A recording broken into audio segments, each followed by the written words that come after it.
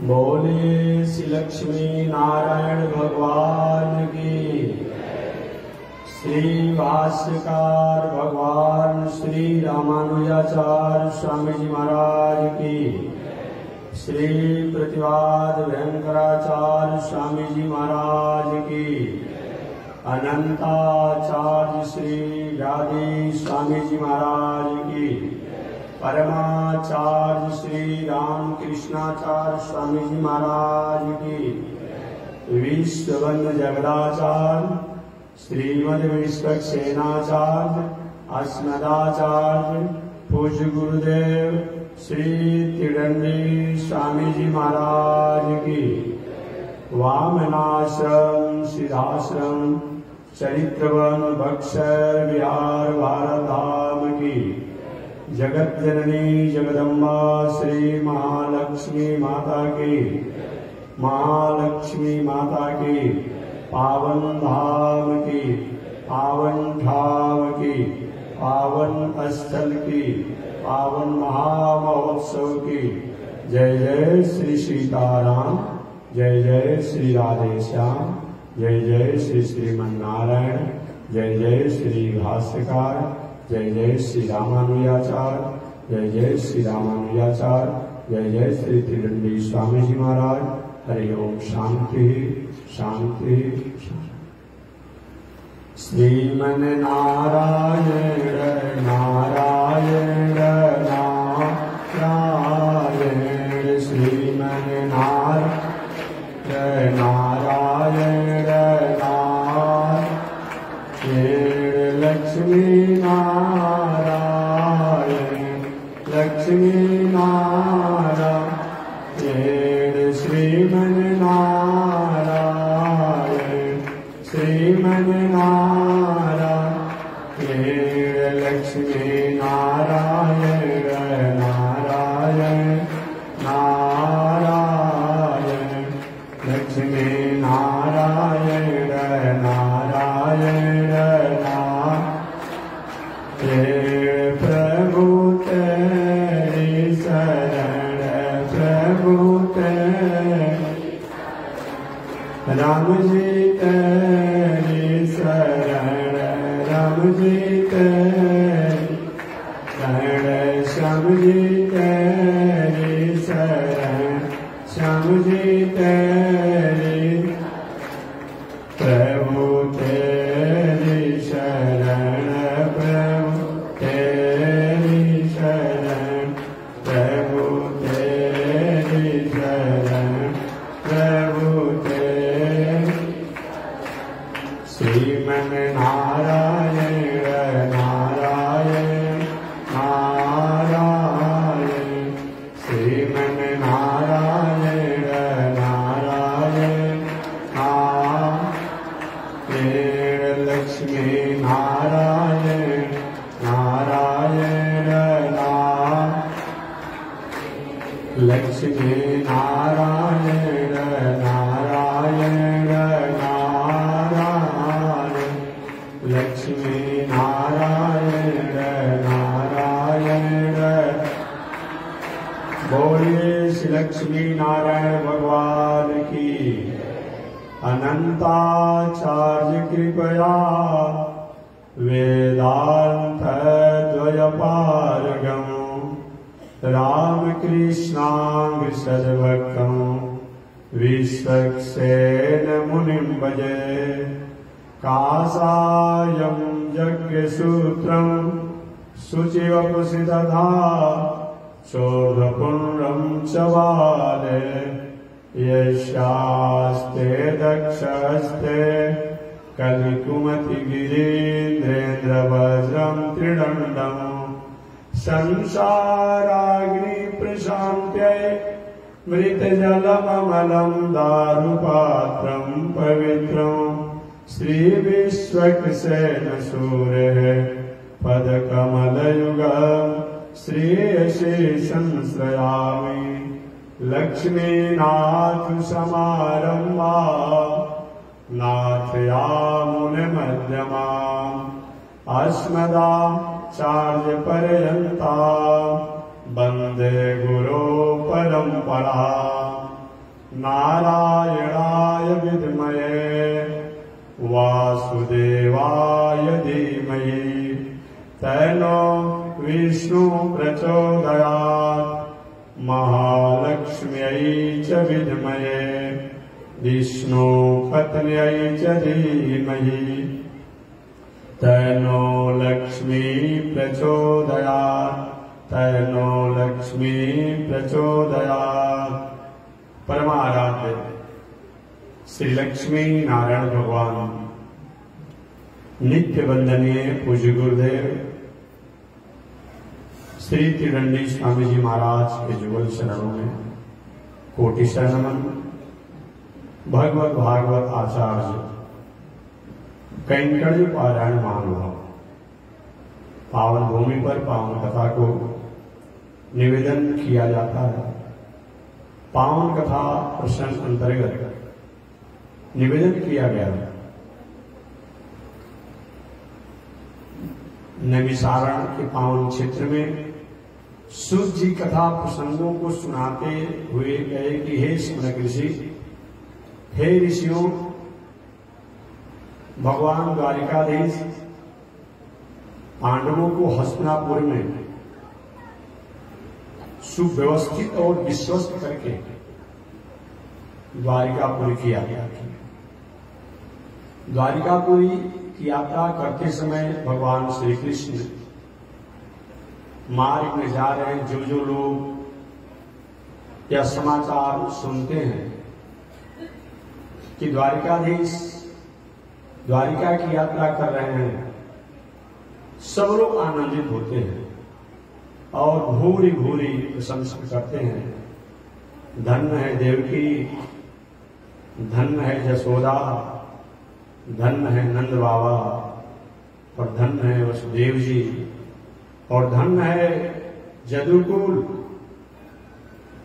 जिस जदुकुल में श्री कृष्ण प्रकट हुए। अहो अलम सलाघतम जदुकुल महो अलम पुण्यतम महोरवनम जदेश पुंसा वृषभ स्त्रियपति स्वजन्मना चक्र कर्वेण चंचल चांचल। धन्य है वह लक्ष्मी जो अपने को चंचला कहती हैं। वह चंचला लक्ष्मी भी अचला बन करके, अचल बन करके द्वारिका में पड़ी हुई है। जैसे किसी व्यक्ति को तेज चलने वाला हो और उसको पैर में पैकर लगा दिया जाए, कहीं नहीं जा पाता है। तो धन्य है लक्ष्मी जी जो चंचला है। लक्ष्मी का एक नाम चंचला। ऐसे चंचला भी जिनके पास आकर के अचल बन गई है। एक ऐसा जदकुल है जैसा जदवंश है, धन्य है। अहो यह जदवंश परम प्रशंसनीय है। प्रशंसनीय तो जदवंश था। देखिए भगवान श्री कृष्ण के कुल खानदान में और भी बड़े बड़े राजा लोग आए, लेकिन व्यास जी जब श्रीमद् भागवत महापुराण लिखने लगे तो उसमें उनके जदकुल की याद किया। अहो अलम सलाघतम जदुकुल महो अलम पुण्यतम महोरवनम जदेश पुंसा वृषभ श्रियपते। अहो अलम सलाघतम जदुकुल। जदुकुल का नाम क्यों लिए? धन्य है यह जदवंश जो परम प्रशंसनीय है। प्रशंसनीय तो है ही, परम प्रशंसनीय है, क्योंकि लक्ष्मीपति पुरुषोत्तम भगवान श्रीमन नारायण ही श्री कृष्ण के रूप में जन्म ग्रहण किए हैं और इस वंश की महिमा को उन्होंने शुभ्यमान कर दिया है।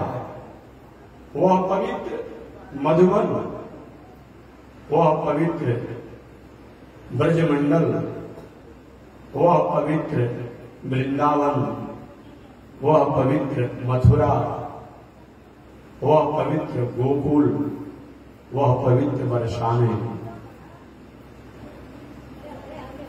धन्य है। धन्य है वृंदावन, धन्य है वह गोकुल, धन्य है ब्रज, ब्रज मंडल, जिसमें भगवान श्री कृष्ण ने अपनी शैशव एवं किशोरा अवस्था को घूम घूम करके ब्रजमंडल में शोभित किया।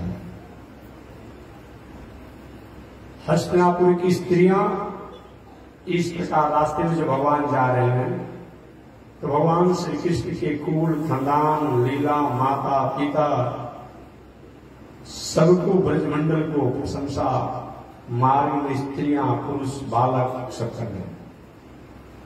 इसमें जदुवंश का नाम आया। जदुवंश का नाम क्यों आया है आप जानते होंगे, कि बाद में विस्तार से मैं बताऊंगा।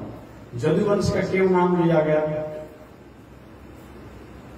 राजा पुनर्वा के भी वंश है और भी कुछ कहा जा सकता, लेकिन जदुवंश क्यों कहा गया?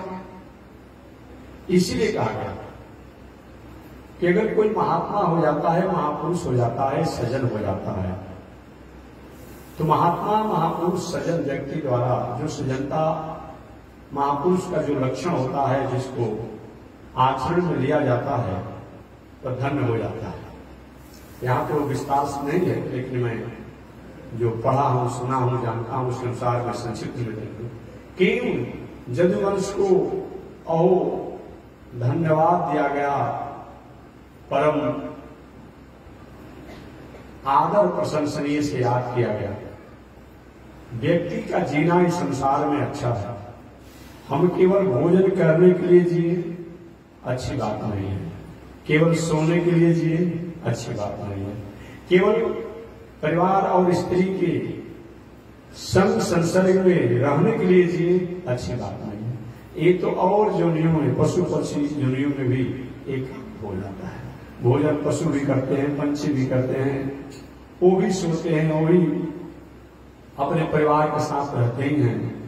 ये केवल मेरा और आपका कर्तव्य नहीं है, महापुरुषों का कर्तव्य है। महापुरुषों का लक्षण बताया गया है नीति शास्त्रों में। नीति शास्त्रों में महापुरुष किसे कहते हैं, संत किसे कहते हैं, महात्मा किसे कहते हैं, इसके बारे में बताया गया है। देखिए आज की परिवेश में तो कोई भी लाल पीला कपड़ा पहन लेता है, दाढ़ी मूछ हो जा रहा है, दंड कमंडल हो जा रहा है, त्रिशूल ले लिया, चिमटा ले लिया, तो उसको हम लोग महात्मा जी कह देते हैं, संत कह देते हैं, सज्जन पुरुष कह देते हैं। लेकिन ये तो बाहरी भेष है, ये तो कोई इस भेष को बना सकता है। अभी देखिए श्रीरात का अवसर चल रहा है, श्रीरात कह रहे हैं, सावन का समय चल रहा है। श्रीरात तो सज गया ना, बीत गया, सावन का समय चल रहा है। अब देखिए सब लोग गेरुआ कपड़ा पहन करके, पता नहीं चल रहा है कि कौन गेरुआधारी है, कौन गेरुआ पहना है। पता कब चलेगा कौन गेरुआधारी है, सही में गेरुआ पहनने का अधिकारी है, और कौन गेरुआ पहना है? पता कब चलेगा? जब सावन की पूर्णिमा बीत जाएगी तब पता चलेगा। सब खोल खाल कर गेरुआ जैसे कैसा जब वेश वैसे हो जाएंगे, और जो सही में गेरुआधारी अपने गेरुआ में रहेगा। ये तो बदलते रहता है वेशभूषा, ये बहुत पहचान नहीं है।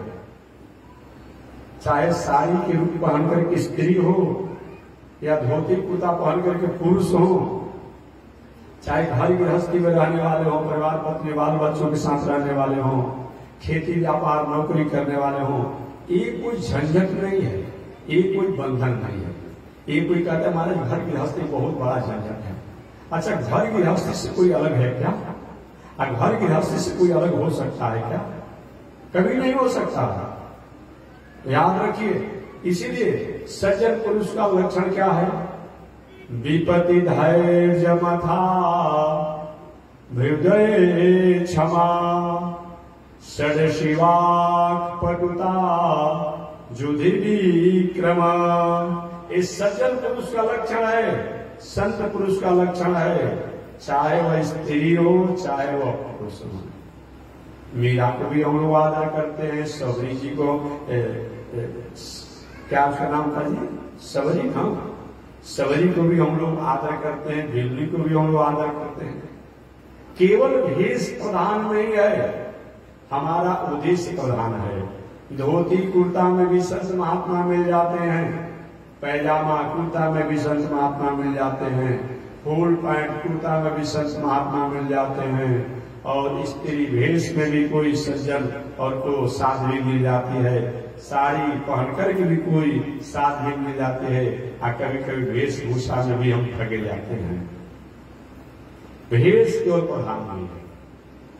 याद रखिए, जो इन लक्षण से संपन्न हो, जो श्लोक में बोलूंगा इसका व्याख्या करूंगा, ये जिसके पास हो, चाहे वो स्त्री हो, पुरुष हो, बालक हो, वृद्ध हो, पढ़ा हो नहीं पढ़ा हो, वह सज्जन पुरुष है, वह महात्मा है, वह संत है, वह साध्वी है।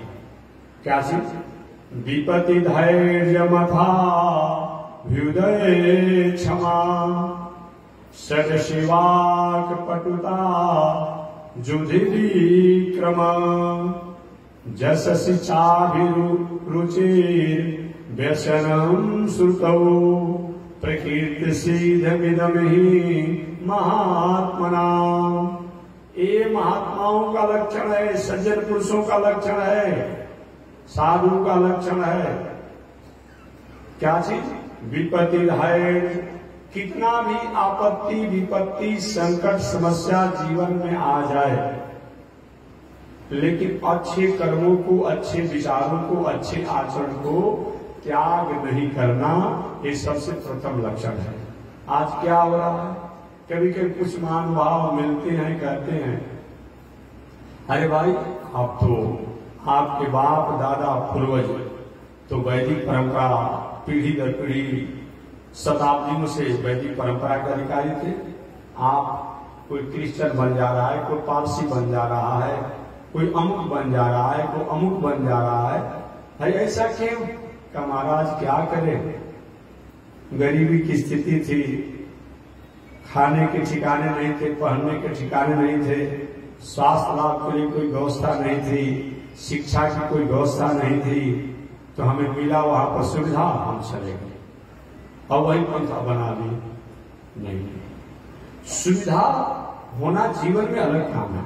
अब वो महापुरुष वहां भी जो सुविधा दे करके किसी की संस्कृति को लूट ले रहे हैं, छीन ले रहे हैं, ये अच्छी बात नहीं है। ऐसा थोड़े होना चाहिए।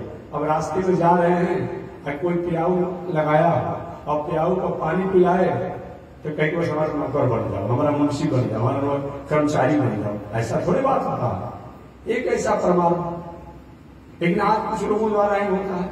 बहुत से ऐसे लोग हैं जो कि लाभ और लोभ और अपनी विषम परिस्थितियों के कारण आज कहीं न कहीं अपने मार्गों से विचलित हो जा रहे हैं। गांव गांव में, जिला जिला में, प्रदेश में, पंचायत में ऐसा चल रहा है। मेरा एक सुझाव होगा, चाहे माताएं हो तब या पुरुष वर्ग हो, जीवन में तो परिस्थितियां आती रहती है, सुख और दुख, हानि लाभ, जय पराजय, ये तो होते रहेंगे। लेकिन कभी भी विषम परिस्थितियों के आने के बाद भी हम अपने विचार को, अपनी संस्कृति को कभी हम त्याग न करें, क्योंकि धन संपत्ति तो आते रहेंगे, जाते रहेंगे, होते रहेगा, नहीं होते रहेगा, परंतु संस्कृति हमेशा याद रखना चाहिए। ऐसा विचार कर जो लोग ऐसे महानुभाव किसी लाभ में और लोभ में कहीं फंस करके कहीं गलत उद्देश्यों को, गलत विचारधाराओं को जो अपनाते हैं, एक अच्छी बात नहीं है। हमेशा मैं कहता हूं, जितना भी दर्शन है उन सभी लोगों का कुछ न कुछ साल संबंध है। ईसाई दर्शन के जो माने जाते हैं दार्शनिक, वो कौन है? ईसा साहब। ईसाई दर्शन के दार्शनिक ईसा साहब इस संसार में उनको आए 2025 वर्ष हुआ। ये तो स्पष्ट हो गया कि 2025 वर्ष से पहले ईसा साहब नहीं थे। ईसा साहब का विचार कहां से होगा, उनका दर्शन कहां से होगा? मोहम्मद साहब जी को आए इस संसार में 1500 वर्ष से थोड़ा सा कम बेसी हो रहा है, थोड़ा सा 1500 वर्ष लगभग एक बात स्पष्ट हो गया कि मोहम्मद साहब जी को आए जब 1500 वर्ष हुआ तो इस्लाम दर्शन के जो दार्शनिक हैं वो 1500 वर्ष के हैं, उनसे पहले तो थे नहीं।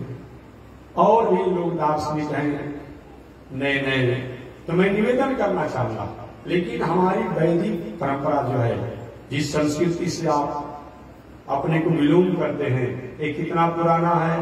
50,000 करोड़ वर्ष पहले है।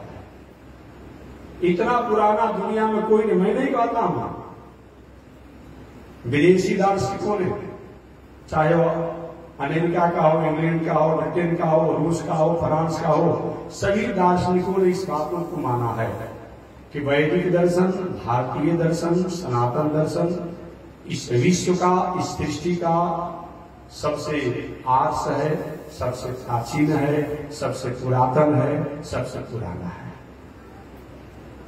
इसीलिए महापुरुषों का लक्षण होता है कि हम लाभ और लोभ में कहीं अपने संस्कृति को, अपने स्वरूप को न बदल दें।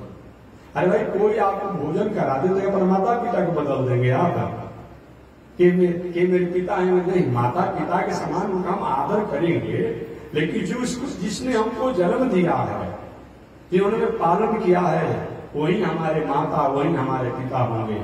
और माता पिता के समान लाल प्यार स्नेह अगर कोई समाज को लोग देता है, उनको भी माता पिता के समान हम आदर देंगे, सम्मान देंगे, लेकिन हम अपने माता पिता को नहीं बदलेंगे, अपने दादा और आजी को, दादी को नहीं बदलेंगे, अपने नाना नानी को नहीं बदलेंगे, अपने मामा मामी को नहीं बदलेंगे।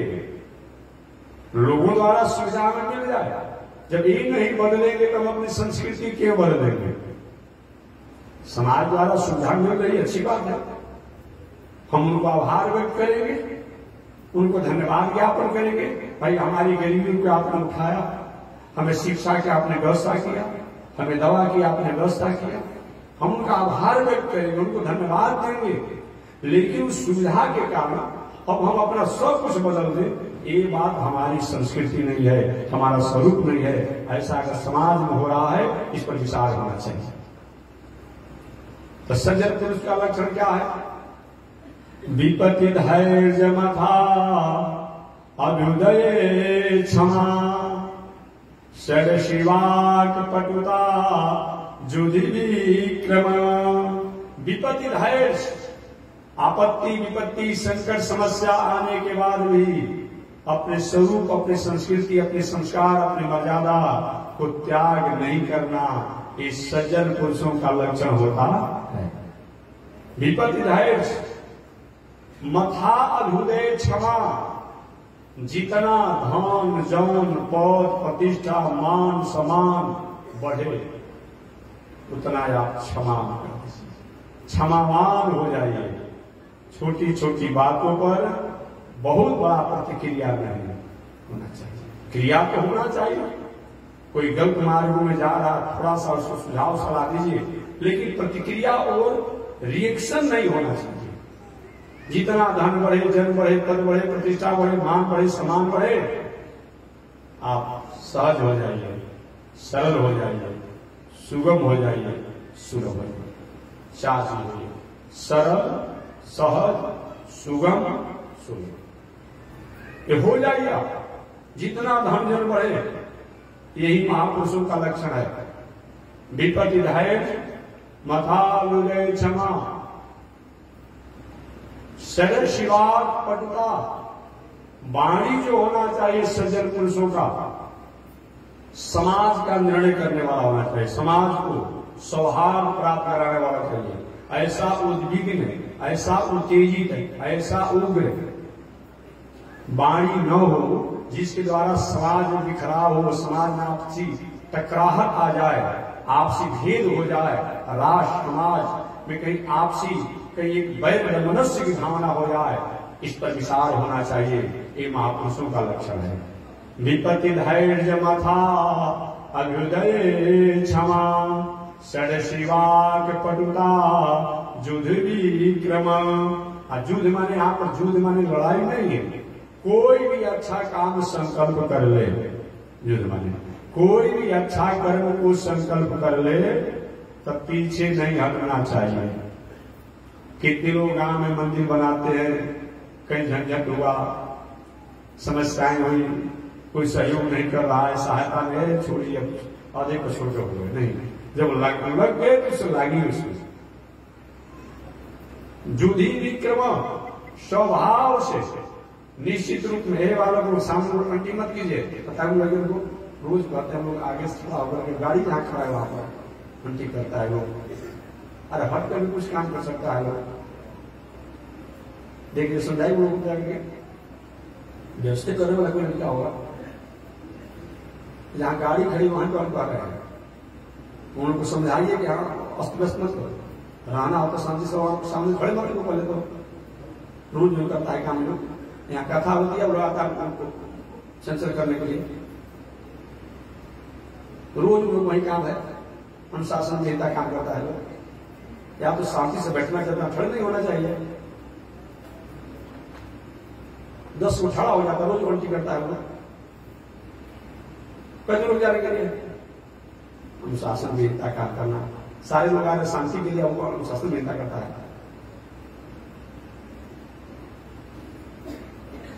अगर डिप्टी हो तो शांति से बैठो अनुशासन में। तो युद्धि विक्रम का मतलब कि हम कोई भी अच्छा काम जब शुरू कर दे तो परिस्थितियां तो आती रहेगी, लेकिन इसको छोड़ना नहीं। और जस चाभिरुचि व्यसनम श्रुतौ, और हमेशा जस की तरफ रुचि रहना चाहिए, जस में हमारी रुचि होनी चाहिए, अच्छा काम के प्रति हमारी रुचि होनी चाहिए, ये सज्जन पुरुष का लक्षण है। और व्यसनम श्रुतौ, और व्यसन किसमें होना चाहिए, अच्छे बातों को सुनने में। लेकिन आज व्यसन क्या है, अब श्रुतौ माने आज स्मृति और कर लेता है, समझते हैं ना, कथों में बैठेगा तो, मंदिर में बैठेगा तो, कथा होगा तो, जो भी होगा, अरे पूजो पाठ में बैठता है तो क्या करता है वो, धीरे से चुनौती निकालेगा, रगड़ेगा, धीरे से डाल देता है। नहीं, जैसे खैनी खाने वाला का व्यसन जो है, जो खैनी खाने की याद आती है तो क्या करता है, कोई भी रहेगा चुनौती निकाल कर थोड़ा सा रगड़ कर डालिए लेगा। गुटखा खाने वाला का हाल वही है, गंजेड़ी का हाल वही है। तो उसी प्रकार से महापुरुषों का लक्षण है व्यसनम श्रुतौ, ऐसा उसका व्यसन होना चाहिए, दिनचर्या होना चाहिए कि व्यसन श्रुतौ, अर्थात हमेशा अच्छे वाक्यों को सुनने का कि मन में व्यसन होना चाहिए।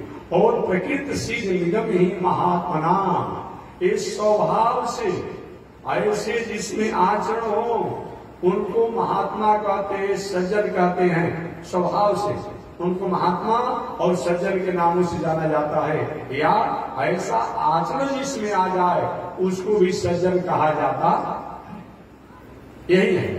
तो जदू जी महाराज में यही लक्षण है। आपने सुना होगा, यहां तो नहीं ये श्लोक है, जदो च धर्मशील, धन्य है जदू महाराज जो धर्म की रक्षा करने के लिए राज को त्याग दिए। आज छोटे छोटे लाभ लोग क्या करते हैं, आपने सुना होगा कि जजाति राजा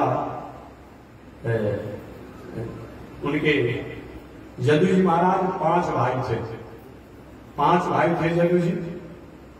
और इनके पिता द्वारा ऐसा विद्या प्राप्त था कि भले हमारे बुढ़ापा हो जाएगी, लेकिन मैं चाहूंगा तो अपनी बुढ़ापा दूसरे को देकर दूसरे की जवानी को ले सकता हूं।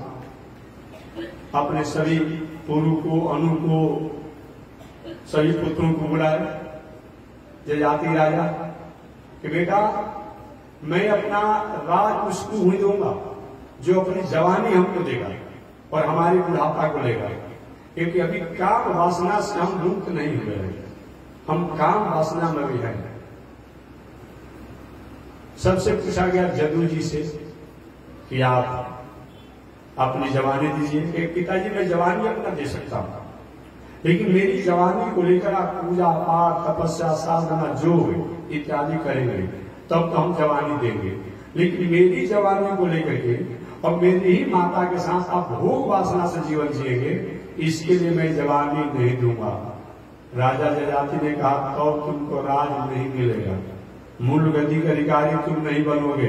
कि पिताजी आपका आशीर्वाद चाहिए, लेकिन ये राज हमें नहीं चाहिए जिस राज के कारण हम स्वरूप और संस्कृति का त्याग हो जाए। इसीलिए धन्य है जदू जी महाराज, राज को ठुकरा दिया, पद को ठुकरा दिया, लेकिन संस्कृति संस्कार को बरकरार रखा। अतः जदुश्च धर्म से जदू महाराज को इसीलिए धर्मात्मा कहा गया है। बाकी एक बेटा गुरु हुए, उन्होंने कहा कि पिता किया गया है। अब उन्होंने कहा पिताजी मैं अपनी जवानी दूंगा, और वही अपनी जवानी देकर के और उनके बुढ़ापा को ले लिए। बहुत दिनों तक जजाति राजा उस स्थिति से गुजरते रहे। एक दिन अपने अरे मैं कहा चला गया, काम वासना में ऐसा मैं बह गया कि अपने पुत्र की जवानी लेकर मैंने भोग वासना में जीवन दिया। यह जीवन की वही हाल है। थोड़ी सी अगर हमारी असावधानियां हो जाती है तो बहुत बड़ा एक्सीडेंट हो जाता है। थोड़ी सी असावधानी का एक्सीडेंट हो जाता है। कहां मैं था भोग वासना के कारण आज मैं इस तरह से पहुंच गया। पुनः उन्होंने अपनी वृद्धावस्था को लेकर के और अपने जवानी अपने पुत्र को दिया, लेकिन वचन दिए थे कि हम जो हमें अपनी जवानी देगा उसी को मैं राज दूंगा। तो वही गुरु को राजगद्दी पर बैठाया गया। राज के अधिकारी होने पर भी हमारे जदू जी ने संस्कृति संस्कार मर्यादा की रक्षा करने के लिए उन्होंने क्या किया, राज को त्याग दिया, संस्कृति की रक्षा किया। इसीलिए जदुश्च धर्म से रक्षा। यहां पर वही द्वारिकाधीश जब जा रहे हैं अपने द्वारिका में, तो मार्ग में नारियां उनको धन्यवाद दे रही है। अहो अलम सलाघ्यतम जदोकुल अहो अलम। अहो अलम सलाघ्यम, अहो जदोकुल बहुत बड़ा सलाघ्य है, प्रशंसनीय है, आदरणीय है। क्योंकि लक्ष्मीपति पुरुषोत्तम भगवान श्रीमन नारायण जो कृष्ण के रूप में जन्म ग्रहण करके इस वंश को सम्मानित किया, वह पवित्र ब्रजमंडल वृंदावन प्रशंसनीय है, जहां पर उन्होंने किशोरा अवस्था और शैशव अवस्था में घूम घूम करके वनों में गलियों में जिन्होंने अपने लीला किया, वह कैसा लगा।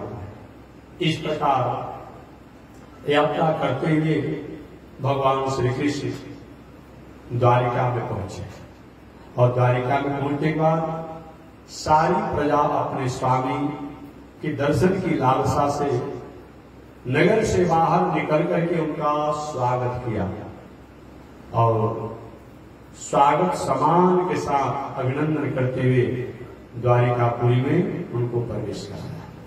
उनके आगमन पर, द्वारिकाधीश के आगमन पर द्वारिका में प्रकृति को नैसर्गिक अपूर्व श्रृंगार किए गए, और अपूर्व श्रृंगार प्रकृति और नैसर्गिक करके उनका समान सत्कार किया गया। भगवान श्री कृष्ण द्वारिका में पहुंचकर अति प्रसन्न हुए। श्री वसुदेव जी, चाचा अक्रूर जी और लोगों के साथ वे मंत्रणा द्वारिका के लिए किए कि द्वारिका को कैसे हमें विकसित किया जाए, कैसे इस द्वारिका को और आगे बढ़ाया जाए, राजकाज की व्यवस्था कैसे हो, प्रजा का भलाई कैसे हो। अनेक प्रकार से सम्मान और सत्कार को प्राप्त करते हुए यह मंत्रणा को भगवान ने अपने पिता, अपने चाचा, मंत्री अक्रूर जी और उद्धव जी प्रवृत्ति के लोगों से सिखा दिया। आगे भगवान श्री कृष्ण द्वारिकापुरी में कुछ ही दिन रुके होंगे कि अचानक कल की कथा में निवेदन कर चुका हूं। जो बालक हस्तिनापुर में जन्म लिया था, वो बालक जन्म होने के बाद जब सूचना मिला तो सब लोग आए, द्वारिकाधीश पुनः द्वारिका से हस्तिनापुर की यात्रा की और हस्तिनापुर की यात्रा करके बालक मान समान सब किए जैसा किया जाता है। कुछ दिनों तक वहीं पर भगवान श्री कृष्ण रहे हस्तिनापुर में। द्वारिका से पुनः हस्तिनापुर आए और हस्तिनापुर आए। एक दिन धर्मराज युधिष्ठिर के मन में थोड़ी सी उदासी थी, कहे गोविंद द्वारिकाधीश क्या राज क्या पाप करता है, और मन राजपाट में नहीं लगता है। इच्छा होती है साधना करने के लिए, आराधना करने के लिए, तपस्या साधना करने के लिए बद्रिकाश्रम में जाकर के, हिमालय जाकर के कई तपस्या साधना किया जाता। लेकिन अभी किसको राज सौंपा जाए, किसको यहाँ का अधिकारी बनाया जाए, यही समझ में नहीं आती है। ऐसा कोई अधिकारी है नहीं। समय पाकर के भगवान श्री कृष्ण ने कहा कि धर्मराज युधिष्ठिर जी अभी आप राजकाज की व्यवस्था करें और समय आने पर स्वतः यह निर्णय किया जाएगा। उपयुक्त समय को पाकर के एक दिन भगवान श्री कृष्ण और धर्मराज युधिष्ठिर बैठे थे। धर्मराज युधिष्ठिर के मन में हुआ कि जग का आयोजन किया जाए। देखिए, जग एक हमारा स्वरूप है, जग एक हमारी संस्कृति है। जग क्यों करना चाहिए? हमारे जीवन में जो हम दिनचर्याएं करते हैं, खेती हो, व्यापार हो, नौकरी हो, अध्ययन हो, अध्यापन हो, और जो कुछ भी होता है उसमें कहीं न कहीं कुछ ऊंच नीच व्यवहार हो जाते हैं। ऊंच नीच व्यवहार समझते हैं ना, जो चीज नहीं चाहते हो जाता है, जो चाहते वो नहीं होता है। ऐसा परिवार के साथ, समाज के साथ, मित्रों के साथ, प्राणियों के साथ, ऐसे उनके प्रायश्चित के लिए, उनके मार्जन के लिए हमें समय समय से निश्चित रूप में जग करना चाहिए। जग हमारा स्वरूप है, जग हमारी संस्कृति है। केवल जग करना नहीं, हमारा स्वरूप और संस्कृति है। पहले के जमाने में रोज 5 जग होता था। 5 जग हम रोज करते थे। तो कौन कौन आप जानते होंगे? एक अतिथि जग, ऋषि जग, देव जग, ये सब जग होते थे। पशु इत्यादि के बलि जग, बलि माने मारना नहीं, बलि माने भोजन देना, ये बलि मन होता है। आज भी कुछ लोग करते होंगे, आप पहले जानते होंगे। कौआ को हम लोग कुछ देते हैं बलि, तो बलि माने काटना नहीं होता है, मारना नहीं होता है। न जाने बलि माने कहां से हिंसा लोगों ने अर्थ कर दिया। कौआ को कुछ भोजन देना, कुछ चिट्ठी के लिए, कुछ मछली के लिए, ऐसे कुछ गाय के लिए और कुछ पशुओं के लिए, ये जो है सब बलि ही कहा जाता है। बलि माने केवल हिंसा करना नहीं होता है। बलि माने जो प्राणी है उनकी भी जैसे हमारी वंश परंपरा बढ़े, उसी प्रकार पशुओं के, पंछियों के, चिड़ियों के, इनका भी वंश परंपरा बढ़े, इसके लिए उनको हम भोजन कराते हैं, अन्न देते हैं। ये क्या है? बलि है। तो रोज होते थे नित्य वैदिक मंत्र से ऋषि होम करते थे। यहाँ व्यास भी वेदांत के सिद्धांत करते थे। यहाँ वही राष्ट्र हम लोग रहने वाले हैं। तो धर्मराज युधिष्ठिर जी के मन में जग करने की इच्छा हुई कि जग का आयोजन किया जाए। ये जग की परंपरा केवल आज का ही नहीं है, ये अनादिकाल की परंपरा है जग की। क्योंकि यह जग की परंपरा अनादिकाल से चली आ रही है। यह जग करने की इच्छा हुआ। इसमें होता क्या है? 33 कोटि देवताओं, 33 कोटि देवताओं का यजन एक जग के द्वारा होता है। कभी कभी लोग प्रश्न करते हैं कि महाराज जी, इतने देवता को कैसे आप जग के द्वारा हवन करते, कुछ प्रसन्न करते हैं, संतुष्ट करते हैं? आप तो कुंड में आहुति देते हैं और कहते हैं कि इसे 33 कोटि देवता लोग संतुष्ट होते हैं। व्यवहारिक बात मैं करूंगा। पावरगिरी कहीं कहीं होगा, पूरे शाहाबाद में तो पावरगिरी सारी जगह अवसर में बना हुआ है, पूरे शाहाबाद में। बाकी उस पार उस पार भी बना हुआ है। तो पावरगिरी के पावर, वहां पर पावर की तैयारी होती है, बिजली की तैयारी होती है, और सप्लाई प्रदेश स्तर तक होता है, देश स्तर तक होता है। जितना बड़ा पावरगिरी होता है उसकी बिजली का सप्लाई जो है वो ट्रेन के द्वारा, ट्रेन में जो लगे हैं बिजली कनेक्शन, उसके द्वारा मैंने देश स्तर पर होता है तो समझिए कहाँ पावर ग्रिड है और कहाँ तक कनेक्शन जाता है। एक आ जाकर बताइए कहाँ पावर ग्रिड बैठा हुआ है, हमारा बॉल कैसे जलेगा? वहां के पावर ग्रिड के प्रकाश से, वहां के ऊर्जा द्वारा आपके घर में बॉल भर सकता है। तो क्या अग्नि देव को आहुति देने से ये देवताओं को नहीं मिल जाता है, या प्रकृति के प्राणियों को निःशुद्ध नहीं होता है? निश्चित रूप में होता है। और वही एक पावर ग्रिड नहीं है, आज जगह जगह पर बॉले लगा दीजिए, वेपर लगा दीजिए, तो काम करेगा? नहीं करेगा। इसीलिए अब लोग कहते महाराज अग्नि को आहुति देने से कैसे देवता को मिलेगा? अग्नि देव जो है दूध है, तो दूध के द्वारा जो काम होता है वो काम और लोगों द्वारा नहीं होता है। इसीलिए समय पा करके आप भी अपने घर में और कुछ नहीं हो तो कम से कम महीना में, साल में एक बार सत्यनारायण कथा कहवा करके, बहुत नहीं पैसा रुपया है, मंजिलिए बनवा लीजिए, अटे भुजवा लीजिए और कहा करके थोड़ा सा और आहुति होनी चाहिए। आप में महात्मा जी घी खाने का ठिकाना नहीं हो रहा, आहुति करा रहे हैं, 1000 रुपए किलो घी हो गया है। अरे भाई महंगाई में कपड़ा पहनते हैं ना, महंगाई में दवा खाते हैं ना, महंगाई को और व्यवस्था हो रही नहीं हो रही, उसी को भी मान लीजिए दिन चल जाता, ऐसा होना चाहिए। इसलिए हमारे जीवन में निश्चित रूप में ये समय समय से जग होना चाहिए, क्योंकि जब तक से जग नहीं करते हैं तब तक हमारे संस्कार संस्कृति का पर सम्यक प्रकार से उस पर प्रभाव नहीं होता है। धर्मराज युधिष्ठिर के मन में इच्छा होगा कि जग किया जाए, और जग किया जाए तो जग की तैयारी होनी चाहिए, उसका भूमि जगह होना चाहिए कि कहाँ पर जग होगा, कैसे होगा, ये होना चाहिए। भगवान श्री कृष्ण ने कहा कि कौन जग करना चाहते हैं बताइए? अश्वमेध यज्ञ, गोमेध यज्ञ, मृगेध यज्ञ, सोम यज्ञ, राजस्वी यज्ञ, ये सब बहुत जग होते हैं। ऋषि ने कहा कि हमारी इच्छा है जो जग सबसे श्रेष्ठ है, एक श्रेष्ठ तो लोगों की भावनाओं में और समय जग करते हैं, लेकिन इसका फल जो है ना ये तुच्छ है, फल जो है ना ये राजसी है, फल जो है ना ये तामसी है। तब महाराज कौन जग करना चाहिए? भगवान से सलाह आई दूसरी जी, अगर इच्छा हो तो आप राजस्वी जग कर दीजिए। वही राजस्वी जग की तैयारी किया गया, राजस्वी जग की तैयारी किया गया। कहाँ जगशाला बनाया जाए, कैसे जगशाला बनाया जाए, किसको की विद्वानों को रखा जाए, भौम ऋषि, सांडिल ऋषि, कृपाचार्य, ऐसे प्रवृत्ति के आचार्यों से सलाह लेकर के तब जग के अनुष्ठान का आयोजन किया गया। हुआ कि इस जग में किसको प्रधान बनाया जाए, कैसे बनाया जाए?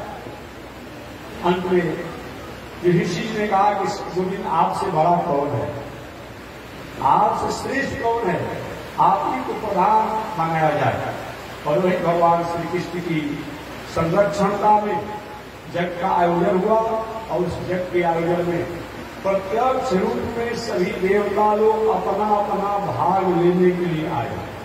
सतयुग, त्रेता और द्वापर युग में देवता लोग अपने भाग को लेने के लिए, अपने हिस्सा को लेने के लिए निमंत्रण मिलने पर स्वरूप और साक्षात रूप में जाते थे।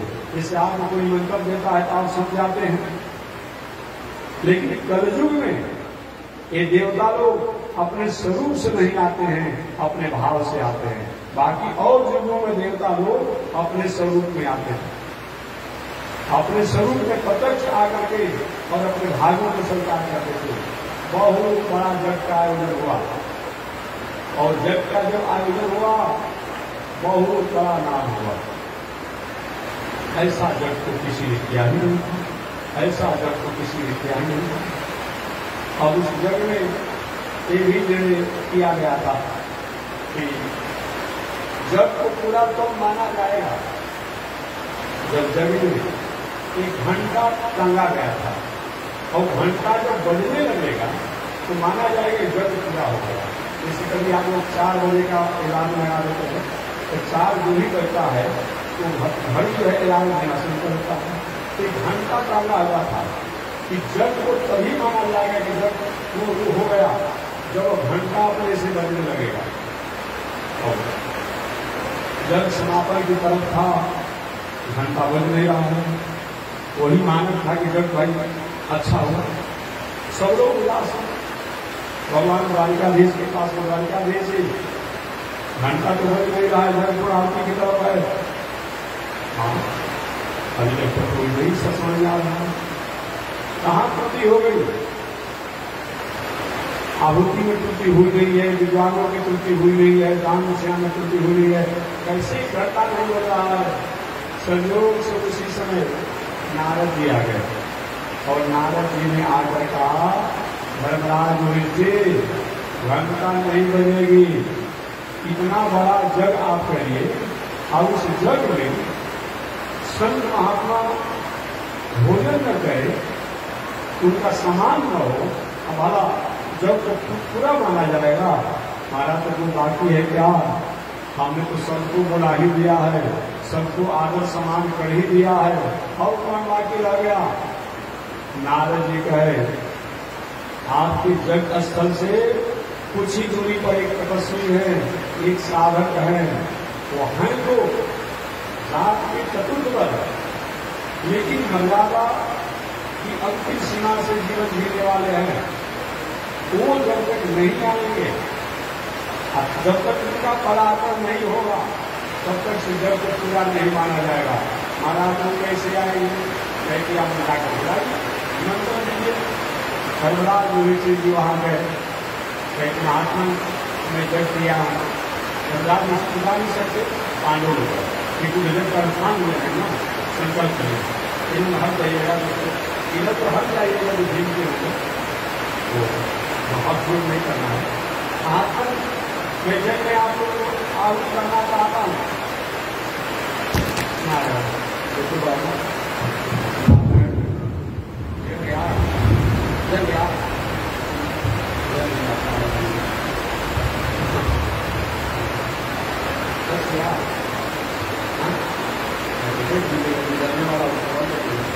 नारायण नारायण कुछ बात लगता है तो जल भी जाता है। तो मैं निवेदन करना चाहता हूँ कि महात्मा ने कहा कि हमारा नियम है मैं किसी के जग में जाता नहीं हूँ, जग में कब जाऊंगा तो हमें 100 और सभी जग का पूर्ण संकल्प करेगा।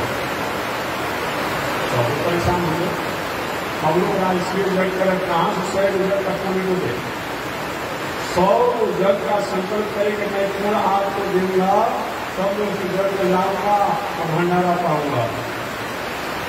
उदास लौट कर चले गए। भगवान द्वारिकाधीश के द्वारिकाधीश महात्मा आने वाले नहीं है, उनका संकल्प है कि हम कभी जग में जाएंगे जब 100 असली जग का पूर्ण हमें दिया जाएगा। कैसे हो पाएगा? द्रौपदी इस बातों को सुन रही थी। द्रौपदी ने कहा कि मैं जाकर के महात्मा को लाऊंगा। तुम लाओगे? हाँ। वही द्रौपदी गई और जाकर महात्मा से प्रार्थना किया, मेरे प्रतिदेव जग किए हैं और जग में महाराज आप पधारिए, आप मंगल कामना कीजिए, प्रसाद वहां पाइए। महात्मा ने वही बातों को दोहरा दिया कि मेरा नियम है कि मैं जग में कभी जाऊंगा, एक में जाता नहीं और जाने की जब बात कर रही हो तो 100 जग का संकल्प करके जो फल देगा तब मैं जाऊंगा।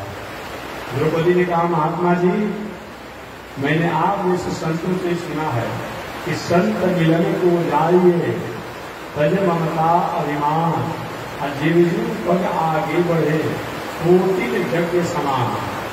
जीव पग आगे बढ़े कोटिन यज्ञ समान।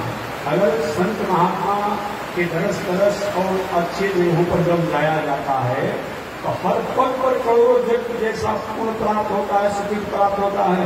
कि क्या अभी 100 जग पूरा नहीं हुआ? महात्मा समझ गए तो अनुभवी बेटी है, ठीक है बेटी चलूंगा मैं। हमारा भारतीय दर्शन, वैदिक दर्शन मैंने कहा कि शास्त्रों में तर्क का प्रतिष्ठाना, तर्क की कोई प्रतिष्ठा नहीं है, लेकिन कभी कभी तर्क जो है वो शास्त्रों को स्थापित करने के लिए, वेद को स्थापित करने में इसकी आवश्यकता भी पड़ जाती है, आवश्यकता भी पड़ जाती है। महात्मा जी आए और यही महात्मा जी धर्मराज नील के जग में आए, प्रसाद पाए, तो जो घंटा जो था वो क्या बजना शुरू हो गया, जग पूरा हो गया, महात्मा जी चले गए। उसी समय एक और भी जग बलिया जिला में हो रहा था। वो बलिया जिला में एक जग हो रहा था जो एक ब्राह्मण देवता कर रहे थे। ब्राह्मण देवता जी एक जग कर रहे थे, बेचारे सीधा साधा से भोले भाला थे, बहुत कुछ उनके पास साधन नहीं था, बहुत धन नहीं था, तो क्या किए 1.25 किलो सातु का जग किए। क्या किए 1.25 किलो सातु। भाई हम जग कर रहे हैं और जग में हम सातु ही भोजन कर रहे थे, हमारे पास बहुत क्षमता नहीं है, मालपुआ खिलाने के लिए, पूरी खिलाने के लिए बहुत व्यवस्था नहीं है। अब बहुत तो पहले प्यारे नहीं हुई, कुछ अरे सातु खाने के लिए हम जाएंगे जग में, सातु खाने के लिए जाएंगे। और देखिए जो चीजों को अभी वर्तमान हुई है, इसमें जो चीजों को हम बहुत बड़ा आदर नहीं करते थे, अब उसी का महत्व बढ़ गया और उसी का मूल्य बढ़ गया। पहले के जमाना में खेसारी या मसूरी कोई पूछता था जी, आज पता करिए ना मसूरी कैसे हो गया है, खेसारी कैसे हो गया है, कोई पूछता था? मक्का बाजार कोई पूछता था? कोई पूछता था? नहीं पूछते थे लोग। लेकिन आज जब भी किसी वैद्य के पास जाइए, कोई भी बीमार रोगी है, वैद्य जी और डॉक्टर साहब कहते हैं कि भाई कि 5 ओवर का आप कम से कम दलिया लीजिए, उसमें मक्का है, गजा है, जौ है, गेहूं है और सब लेकर। अब बताइए इसी का महत्व हो गया है। पहले के जमाने में लोग कहते थे कि सातु, आज सातु का इतना बड़ा महत्व है कि जितना महंगा चावल नहीं है, जितना महंगा चावल नहीं है, जितना महंगा आटा नहीं है, उससे अधिक महंगा सातु हो गया है। सातु महात्मा जी की और सातु का जग किए, ब्राह्मण लोग आए, वो सातु खिलाए, प्रणाम की विदा किए। संयोग से उस जग में एक नेवला जो था, वो नेवला भी गया कहीं, कुछ हाथ में धोकर कुछ धोए होंगे, कुछ सातु का मैंने कुछ खा लूंगा, और गया जहां ब्राह्मण देवता लोग हाथ धोए थे, वही जाकर कुछ मिट्टी और पानी में जो था आंटी ऐसा, उसी में लुटता और जाकर पुनः सुंदर जल में स्नान करता, पुनः देखता अपने बालों को, तो देखा कि अरे मेरा बाल सोना जैसा हो गया, सोना जैसा हो गया। जैसे कि लोहा में पारस को, पारस कहा जाता है जी, पारस मणि को छुड़ाने से सोना हो जाता है ना, कहा जाता है। और समझिए वो ब्राह्मण देवता द्वारा जो जग किया गया था शुद्ध सात्विक, और उसमें लोट पोट करके उस नेवला का बाल जो है सोना जैसा हो गया। और पता करी इतना बड़ा जग हो रहा है राजा लक्ष्मी के यहाँ, लेकिन छोटी सी जग में हमारा बाल जो है सोना जैसा हो गया, तो मैं वहां जाऊंगा तो बहुत बड़ा जग है, वहां पूरा बाल ही मेरा सोना हो जाएगा। वहां भी गया, वही लोट पोट किया, स्नान करके देखा तो बाल जितना फटा उतना ही पड़ेगा कि नहीं, यहाँ जग तो हुआ है लेकिन इस जग के बराबर नहीं है। यहाँ अरे आपके पास लाख रुपया हो, और लाख रुपया में 100 रुपया अगर जीवन स्वामी को दे दीजिए तो बहुत बड़ी दानी आदमी नहीं है। बात समझ गए? आपके पास लाख रुपया हो और लाख रुपया में 100 रुपया जीवन स्वामी को दे दिए, ये बहुत बड़ा उपलब्धि नहीं है। कि उस लाख रुपया को कमाने में कितना आपने ऊपर नीचे किया होगा, 19-20 किए होंगे, झूठ सांच बोले होंगे, 19-5 किए होंगे, और उसमें से आपने प्रायश्चित करने के लिए, मार्जन करने के लिए 100 रुपया दे दिया। अब कोई व्यक्ति 300 रुपया का मजदूरी करके, 400 रुपया का मजदूरी करके, और उसमें से कहीं 100 रुपया दान देता है, तो उसका दान का महत्व है उसने खून पसीना एक करके मजदूरी किया, हम मजदूरी करके जो उसको 300-400 रुपया जो मिला, उस मजदूरी में से अपने परिवार को प्रवस्ती भी किया और 10 रुपये दान भी दे दिया, उसका बहुत बड़ा। तो ब्राह्मण द्वारा जो जग किया गया था, साधन थे नहीं, साधन से विहीन थे।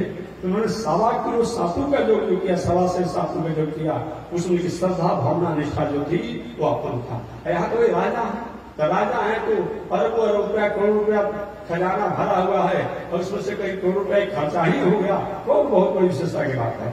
इसीलिए मानव जीवन में हम कितने बड़े कर्म करते हैं, कितने बड़े उपलब्धियों को प्राप्त करते हैं, ये बड़ी बात नहीं है। हमने जो उपलब्धियां प्राप्त किया, कर्म जो किया, एक किस तरीका से मैंने किया, इसका बहुत बड़ा महत्व होता है। अतः जीवन में हमें सात्विक वृत्ति से, सतोमय वृत्ति से रह करके जीवन जिया जाता है। हमारे द्वारा छोटी से छोटी, सहज से सहज अगर किसी सुकृत को किया जाता है तो सुकृत का फूल होता है, फल होता है। तो धर्मराज युधिष्ठिर का जग हुआ और उस जग में सबको मान सम्मान सत्कार किया गया। जग पूर्णाहुति हुआ, सबको विदाई किया गया और सबको विदा किया गया, क्योंकि जग जो है साक्षात विष्णु का स्वरूप है। जग्यो वही विष्णु, विष्णु वही जग। जग का मतलब विष्णु होता है और विष्णु का मतलब जग होता है, याद रखेगा। तो जिस जग में विष्णु की आराधना नहीं हो, जिस जग में विष्णु की आराधना नहीं हो, भगवान श्रीमन नारायण का आदर नहीं हो, वो जग का कोई मतलब नहीं होता है। इसलिए मेघनाथ द्वारा जग किया जा रहा था अपावन। प्रश्न कवि को होता है कि भाई भगवान सब जग के लिए अवतार लेते हैं और लक्ष्मण को आज्ञा दे करके मेघनाथ के जग को भंग करने की बात क्यों हुआ? इसे मेघनाथ जग तो कर रहा था, लेकिन जग अपावन जग कर रहा था। अपावन समझते हैं ना, काले काले बकरे वो जिंदा अग्निकुंड में डाल दिया जाता था। ये तामसी जग, ये हिंसात्मक जग है, ये राजसी जग है। आज भी कुछ लोग बार बार कहना अच्छा नहीं लगता है, बहुत ऐसे आज भी लोग हैं घोर पंथ वाले, तांत्रिक विचार, पर घोरे पंथ नहीं, तांत्रिक विचार वाले ऐसे जो होते हैं, जो मारण मोहन शासन वशीकरण इत्यादि जो पूजा पाठ करता है, आज वो ऐसा हिंसात्मक जग करता है। जिंदा मछली सहन करेगा, मछली को काट कर हवन करेगा, जिंदा जीव सहन करेगा, जीव को काट के हवन कर रखा है कि भाई ऐसे सीधी से क्या मिलेगा आपको? क्या मिल जाएगा? अरे पूरे दुनिया को तो आप बस में कर नहीं लेंगे, ढेर करेंगे तो किशमिश काजू लाची और लौंग बरसाएंगे और क्या करेंगे? कहीं से 1 किलो पेड़ा वाला मंगा लेंगे, कहीं से कुछ आभूषण मंगा ले, और क्या करेंगे? और बताइए 2-4 किलो किशमिश काजू बरसाने के लिए और कहीं से कोई मिठाई मंगाने के लिए पूरा जीवन गंवा दिया गया है। क्या मतलब होता है? याद रखिएगा, जहां ये मंत्र तंत्र की विद्या लिखी गई है, ऐसे कर्म करने वाला व्यक्ति निकृष्ट जोड़ी को जाता है, अधः पतन को प्राप्त करता है। तो जो भी जादूगरी विद्या करता है, तंत्र मंत्र की विद्या करता है, मारण मोहन उचाटन वशीकरण ऐसा जो करता है और समाज में जो अपने को चमत्कार दिखाता है, वो व्यक्ति मर करके अधोगति को प्राप्त होता है, अधोगति को प्राप्त होता है। अतः ये नहीं होना चाहिए। तो मैं निवेदन करना चाहता हूं, जग का मतलब जग्यो वही विष्णु, जग्यो वही विष्णु, जिस जग के द्वारा विष्णु की आराधना किया जाए। विष्णु माने क्या होता है? सदाचारो वही विष्णु, परोपकारो वही विष्णु, दया वही विष्णु, सत्यम वही विष्णु। दुनिया में जो भी अच्छे विचार हैं, अच्छे कर्म हैं, अच्छे आचरण हैं, ये सभी विष्णु शब्द का अर्थ होता है। ये सभी विष्णु शब्द का अर्थ होता है और सभी वैष्णव शब्द का अर्थ होता है। एक आधुनिक दार्शनिक ने भी कहा कि वैष्णव जन को तेने जनियो पीर पराई जाने ले। वैष्णव तो उसे कहते हैं जो दूसरे की पराई को, कष्ट को अपने आप में जानने वाला हो, पीर को कष्ट को जानने वाला हो। इसीलिए वो कैसा है, कैसा धर्म, इस धर्म के द्वारा तामसी और राजसी जन किया जाए। तो ऐसे यज्ञो वै विष्णु, इस अनुष्ठान के द्वारा भगवान का यजन किया गया और पूरी दुनिया में मंगल ही मंगल हुआ। इस प्रकार द्वारिकाधीश द्वारा जग का आयोजन पांडवों द्वारा करवा करके और पुनः कहकर मैं जा रहा हूं द्वारिकापुरी की यात्रा की। इधर समय पाकर के पांडव लोग मन में उदासी है कि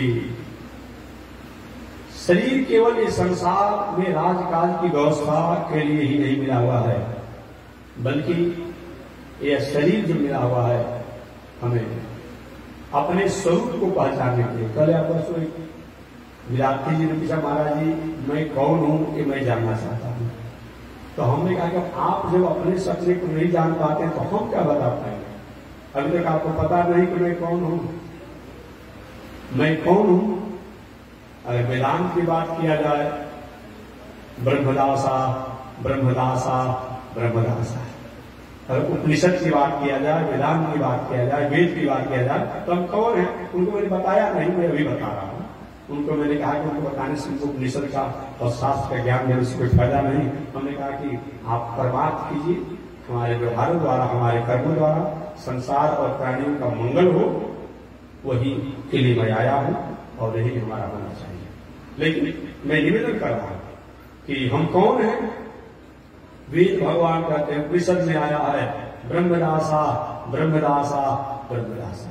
हम परमात्मा के दास हैं, हम ईश्वर के दास हैं, हम भगवान के दास हैं, ये मान करके अपने शरीर को खूब सधाइए जहां पर हो सके। इस शरीर द्वारा जितना पुरुषार्थ हो सके, जितना पुरुषार्थ हो सके पुरुषार्थ कीजिए।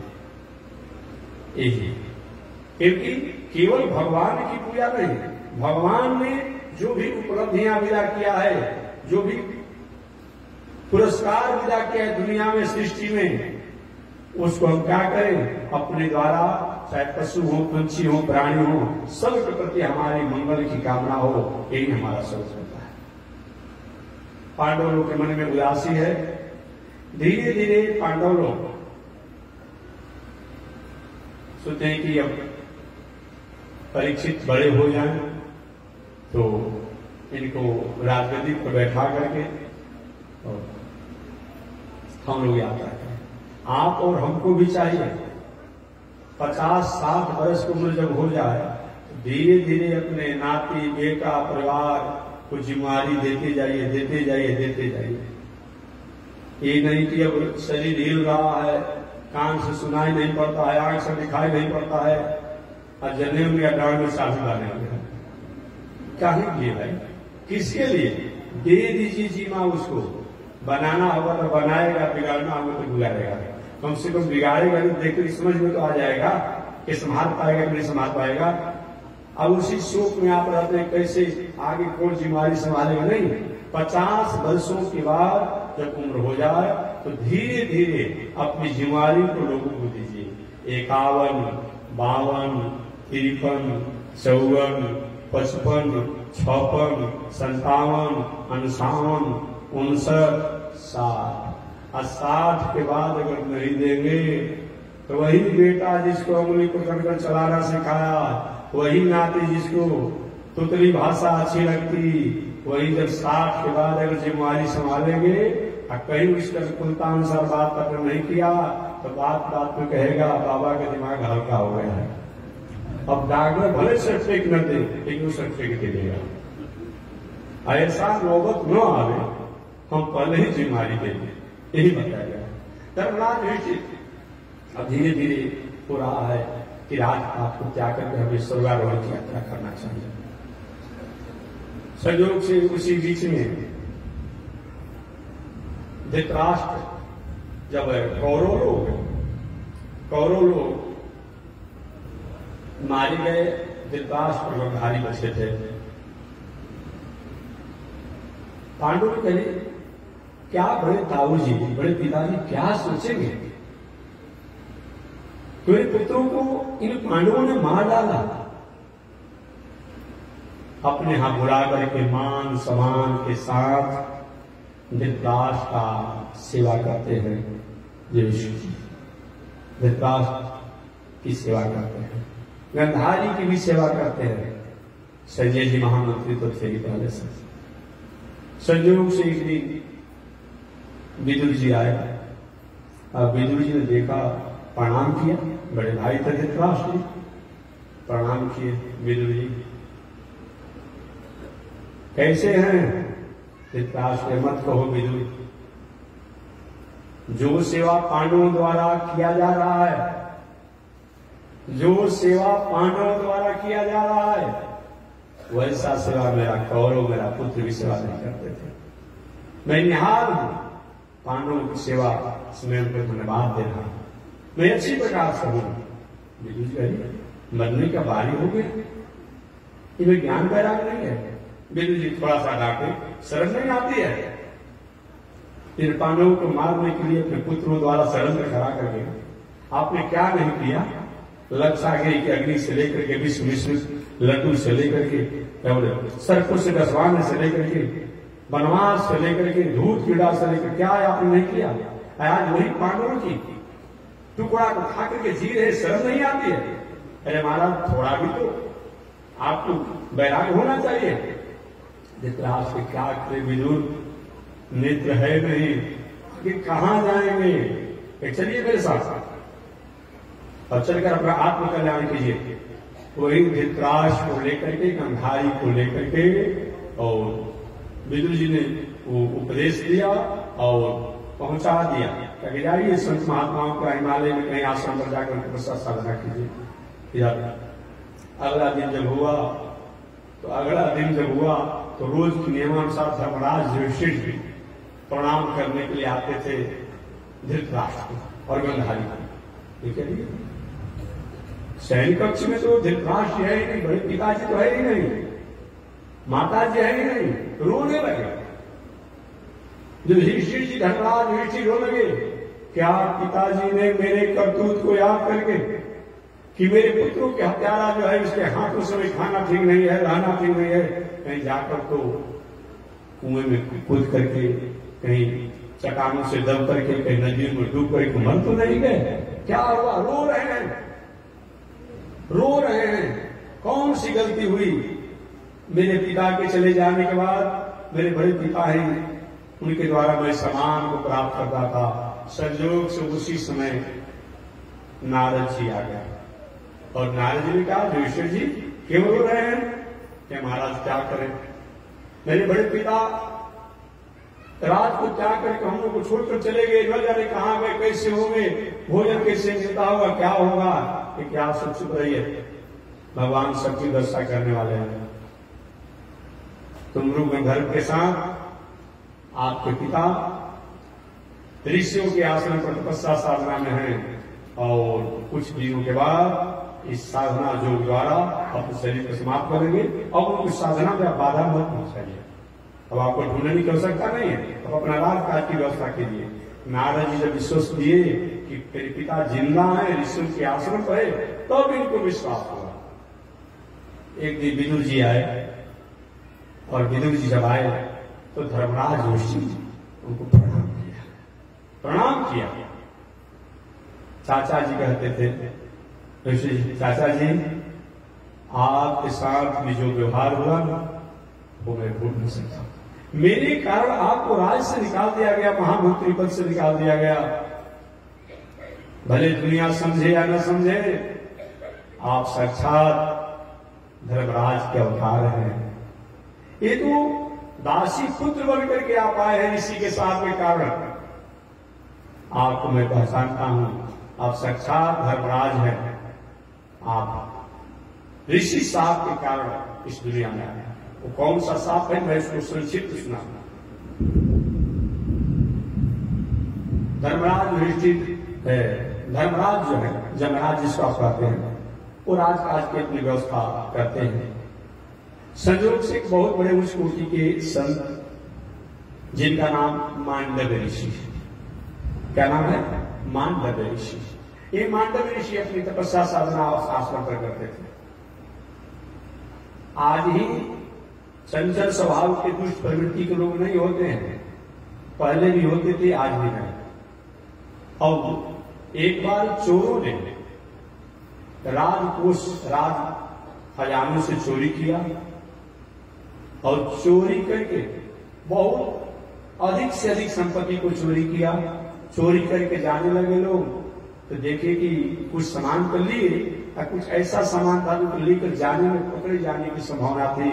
तो लेकर जाते समय मार्ग में मांडव ऋषि का आश्रम था। तो क्या किया लोगों ने, चोरों ने, मांडव ऋषि अपनी साधना में थे और उनके आश्रम, उनके कुटिया में सामान चोरी कर रख दिया। अगले दिन जब राजा द्वारा पता चोरों को किया गया, तो चोरों को तो पता किया ही गया, साथ ही साथ चोरी का सामान ऋषि के आश्रम पर पाया गया। अब तो कोई कह नहीं सकता है तुम चोरी नहीं किए, चोरी का सामान आप ही किया है। राजा के कर्मचारियों ने कहा ऋषि वेश बनाए हो और चोरी का सामान अपने पास रखते हो, तुमको वो दंड होगा जो तुमको याद हो जाएगा। कर्मचारियों द्वारा पकड़ करके मांडव ऋषि को राजा के पास ले गया। मांडव ऋषि को फांसी की सूली पर लटका दिया गया, सूली पर लटका दिया गया। नुकीले जो था उस पर लटका दिया गया। अचानक सूली टूट गया, मांडव ऋषि नीचे आ गया, मरे। दूसरी बार सूली पर चढ़ाया और चढ़ाने के बाद पुनः सूली टूट गया। राजा ये क्या हो रहा है, ऐसा तो कोई होता नहीं था, कहीं हमारे द्वारा न्याय करने में अन्याय तो नहीं हो रहा है।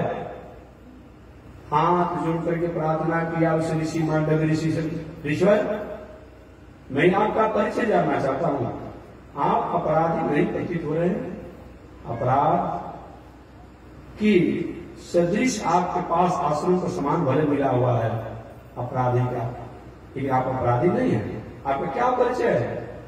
उन्होंने बताया मैं मांडव ऋषि। अच्छा महाराज आप द्वारा ऐसा कुछ नहीं हुआ है। अब मांडव ऋषि नाराज हो गए, ए राजा मैं चोरी नहीं किया, उन्हें चोरी के सामान मेरे आश्रम पर होने का मुझे सूली पर लटकाया गया, तो तुमको तो मैं क्षमा कर दिया। तुम राजा जो देखोगे सामान उसके साथ दंड का प्रावधान करोगे, लेकिन जो न्याय का निर्णय करता है, दंड का प्रावधान करता है, जो कि जिसके पलकों में हमेशा बना रहता है कि कौन क्या कर रहा है, कौन क्या, उसको मैं नहीं छोड़ूंगा, उस जमराज को नहीं छोड़ूंगा, उस धर्मराज को मैं नहीं छोड़ूंगा, तुमको मैं क्षमा कर दिया, क्षमा कर दी। धर्मराज के पास गए मांडव ऋषि, बताओ मैंने कौन सा पाप किया था, इस पाप के कारण राजा के सूली पर हमें लटकाया गया। अब जमराज अपने चित्रगुप्त जी को बुलाया कि देखो तू कोई ऐसा इनके जीवन में कुछ हुआ है। पूरा चित्रगुप्त जी अपना डायरी उलट दिए, तुम्हारा कोई पाप नहीं किया है, जब नहीं किए हैं इनको दंड का प्रावधान हो गया तो हम लोग श्राप दे देंगे। भाई कोई अधिकारी किसी गलती से किसी को पकड़ ले और कोई जुर्म नहीं हो तो अधिकारी का उनको अपने आप में कोई ना कोई नोटिस दिया है तो हम लोग फंस जाएंगे। देखो कोई ना कोई कारण तो निकालना पड़ेगा। इसी हमेशा मैं कहता हूं कि प्रशासन की पॉकेट में सही कानून होता है, प्रशासन के पॉकेट में सही कानून होता है। कुछ भी नहीं हो लेकिन थोड़ी सी बस कोई बात को लेकर क्या तो सरकारी कार्य में बाधा, कुछ मुझे बाधा पहुंचाए होने की वस्तुरत पर कोई जुर्म लगा देगा। कोई न कोई यहाँ पर चाहेगा तो आपको कहीं न कहीं से समेट लेगा। उनके पॉकेट में सही कानून रहता है। कानून तो कानून किताब में लिखा हुआ है लेकिन पॉकेट में भी रहता है। अब जमराज कहे कोई न कोई तो करना पड़ेगा, कारण दिखाना पड़ेगा। और डायरी उलटते उलटते चित्रगुप्त जी का एक तो है, जब 5 से 6 वर्ष की अवस्था में थे मांडव ऋषि तो इन्होंने एक तितली को, एक जीव को कांटा चुभाया था। आज भी छोटे छोटे बालक को देखेंगे ना, 1 वर्ष का, 1.5 वर्ष का, 2 वर्ष का, 3 वर्ष का है, छोटे छोटे जीवों को छूटा को पकड़ करके, चुटी को पकड़ करके, तितली को पकड़ क्या करता है, पकड़ेगा मारेगा हाथ से। अब उसको ये नहीं पता कि मारने से मर जाने से कष्ट होता है, क्योंकि आप 5 से 6 वर्ष की अवस्था में थे तो आपने एक तितली को, एक जीव को कांटा चुभाया था और उसी पाप के कारण आपको इस शरीर से, इसी शरीर से आपको फांसी के सूली पर चढ़ाया गया। मांडव ऋषि तो नाराज हो गए। हे जमराज, हे धर्मराज, तुमको न्याय करने का नियम नहीं जानते हो? कब से कब क्या नियम होता है छोटा बालक जानता ही नहीं है। कि क्या पाप है क्या पुण्य है। तो मैं 5 से 6 वर्ष की अवस्था में था और हमारे द्वारा एक तितली को काटा चुभाया गया, इसके लिए तुम इतना असह्य हमें यह दंड का प्रावधान किए हो, इस गद्दी पर बैठने के तुम अधिकारी नहीं हो, एक न्याय करने में उपयुक्त नहीं हो, जाओ मर्त्य के मानव बन जाओ, दास की पुत्र बन जाओ, पृथ्वी पर तुम्हारा जन्म हो जाए। वही मांडव्य ऋषि के साप के कारण साक्षात धर्मराज या जमराज को मर करके पृथ्वी पर विदुर बनना पड़ा। वही विदुर जी हैं। तो ये ऋषि कहते हैं प्रभु आपको मैं पहचानता हूं, आप तो मांडव ऋषि के साथ से यहाँ पर एक दासी पुत्र विदुर बन करके आए हैं, आप साक्षात धर्मराज हैं जो आप इस तरीका से कार्य कर रहे हैं। आगे मांडव ऋषि ने कहा कि आज के बाद मैं नियम बनाता था 14 वर्षों तक बालक द्वारा कोई भी अपराध हो जाएगा उसको प्राण वध का सजा नहीं दिया जाएगा। उन्होंने बनाया 14 वर्ष तक से और 14 वर्ष तक के जो होगा उसको प्राण वध नहीं होगा। अब 14 वर्ष तक के द्वारा किसी प्रकार कोई ऐसा हो गया, माने किसी लड़का कुआं में ढकेल दिया मर गया, कोई ऐसा आग लगा गुजर में मर गया और 14 वर्ष से कम का उम्र है तो उसको एक प्राण वध नहीं होगा। होगा क्या, छोटा लड़का नहीं 2 वर्ष का 3 वर्ष का 5 वर्ष का 6 वर्ष का है, इसके द्वारा कोई ऐसा हिंसा हो गया अपराध हो गया तो क्या किया जाएगा, इनको स्वप्न में जो हो इनको दंड दिया जाएगा। तो स्वप्न दंड का मतलब क्या होगा कि जब बड़ा होगा तो बड़ा होने को तो देखते हैं तो हम कहीं गए थे रास्ते में गाड़ी में मारा धक्का और हम मर भी गए रो भी रहे देख भी रहे, ये सपना होता ही नहीं होता है। तो ऐसे स्वप्न में उसको घटना दिखाया जाएगा, न कि उसको शरीर द्वारा दंड दिया जाएगा। उन्होंने नियम बना दिया आज के बाद 14 वर्षों तक जो भी कोई अपराध होगा उसका स्वप्न में दिखाया जाएगा।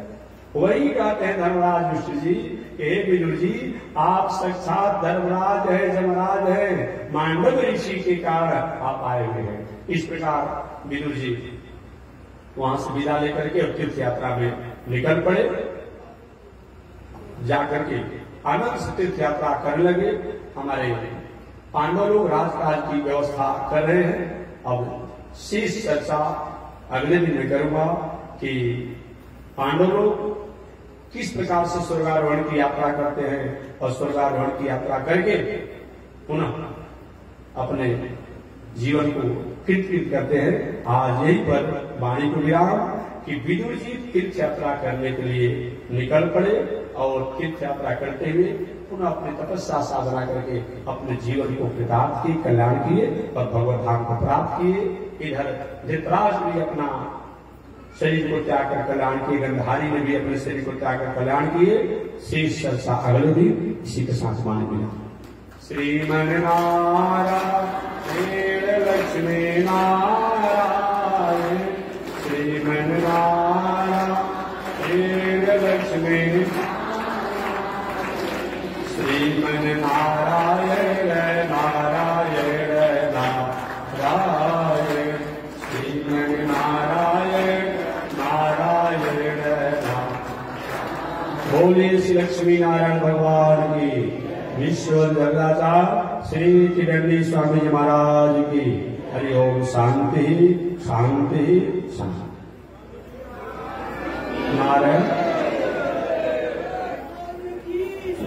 कल से कल का तारीख है, कल का तारीख है 1 तारीख से 1 अगस्त आएगा ना। 1 अगस्त से मैंने परसों दिन से कथा ठीक 5 बजने में 5 मिनट कम रहेगा, याद रखिएगा 5 बजने में 5 मिनट कम रहेगा तो मैं मंच पर आ जाऊंगा और 6 बजे तक या 6 बजने में 5 मिनट कम रहेगा, कथा को विश्राम दे दी जाएगी। तो परसों से माताएं और पुरुष को याद रखिएगा कि 5 बजने में 5 मिनट कम हो तो मैं आ जाऊंगा। आप लोग अपने अनुसार आइएगा नहीं आइएगा, लेकिन मैं अपने समय से आ जाऊंगा और 6 बजे लगभग कथा को विश्राम दे दी जाएगी। क्योंकि बहुत से लोगों को बाहर जाना है, दूर जाना है, बरसात का समय है, तो समय से अपने घर पहुंच जाए। इसलिए परसों से याद रखिएगा कि 5 बजने में 5 मिनट कम रहेगा तो मैं कथा मंच पर आ जाऊंगा और 6 बजे तक कथा को विश्राम दे दूंगा। और आरती प्रातः काल की जो होती है वो भी 7 बजे, 7 बजने में 5 मिनट कम रहेगा। तो आरती परसों से जो होगा वह 7 बजे होगी और 7:30 बजे तक हम लोग प्रातः काल की आरती को विश्राम दे देंगे। तो दोनों समय परसों दिन से आप याद रखिएगा, प्रातः काल की आरती 7 बजे से 7:30 बजे के बीच, अर्थात 7 बजे आप आ जाइएगा। और शाम का प्रवचन 5 बजे से 6 बजे के बीच आप समय से आ जाइएगा, तो समय से आपको छुट्टी भी दे दिया जाएगा। जय श्री नारायण, जय श्री नारायण।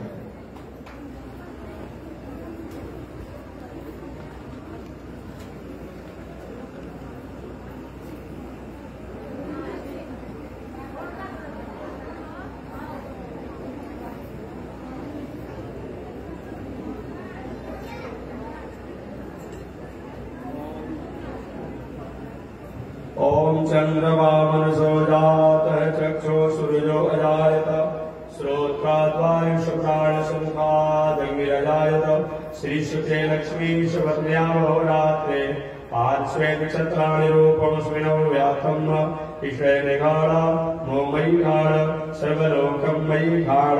लक्ष्मी नारायण भगवान की जय। विश्व जगदाता श्री तिरंडी स्वामी जी महाराज की जय। हरि ओम। शांति शांति शांति। महाराज की